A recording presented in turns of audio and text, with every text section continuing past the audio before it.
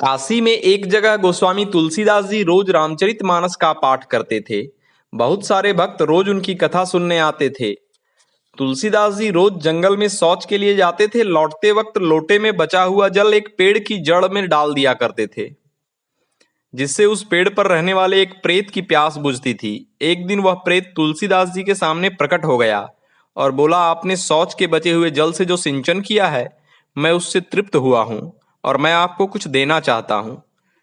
तुलसीदास बोले, मेरी केवल एक ही इच्छा है, प्रभु श्री राम के दर्शन। राम जी की कथा तो मैंने लिखी भी और गाई भी है, परंतु साक्षात दर्शन अभी तक नहीं हुए। यदि दर्शन हो जाए तो बड़ी कृपा होगी। उस प्रेत ने कहा, महाराज, मैं आपको श्री राम के दर्शन करवा सकूं ऐसी मेरी सामर्थ्य नहीं है। यदि होती तो अब तक मैं स्वयं इस प्रेत योनि से मुक्त हो चुका होता। तुलसीदास बोले, परंतु मुझे इसके अतिरिक्त कुछ नहीं चाहिए। प्रेत ने कहा, मैं आपको श्री राम के दर्शन तो नहीं करवा सकता, लेकिन उनके दर्शन का मार्ग अवश्य बता सकता हूं। तुलसीदास ने प्रेत से वह मार्ग पूछा। प्रेत बोला, जब आप राम कथा सुनाते हो वहां बहुत सारे भक्त कथा सुनने आते हैं। आपकी कथा को सुनने रोज हनुमान जी भी आते हैं। वो आपको अवश्य श्री राम से मिलवा सकते हैं। तुलसीदास जी ने पूछा, पर मैं उन्हें पहचानूंगा कैसे?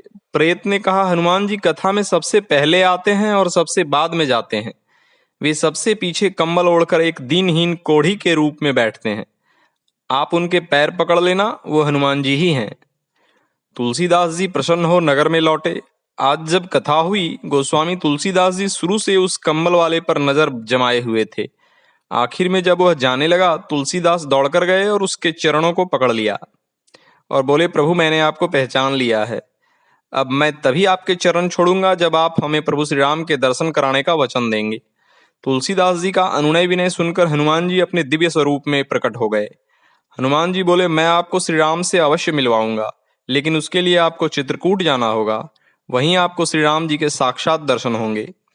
तुलसीदास जी चित्रकूट पहुंचे। मंदाकिनी में स्नान कर कामदगिरि की परिक्रमा कर रहे थे। तभी सामने से घोड़े पर सवार होकर दो सुकुमार राजकुमार आते हुए दिखाई दिए, एक गौरवर्ण और एक श्यामवर्ण।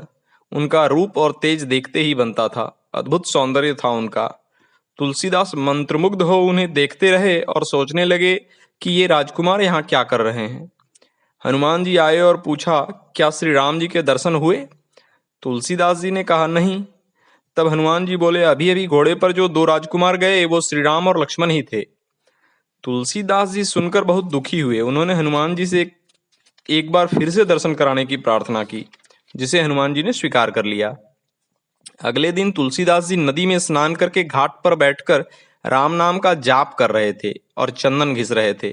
तभी भगवान राम एक बालक के रूप में आए और बोले, बाबा, थोड़ा चंदन हमें भी देना।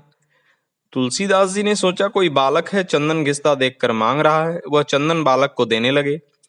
हनुमान जी को लगा तुलसीदास इस बार भी न चूक जाएं, इसलिए एक तोता बनकर उड़े और कहा, चित्रकूट के घाट पर भय संतन की भीड़, तुलसीदास चंदन घिसत तिलक लेत रघुवीर।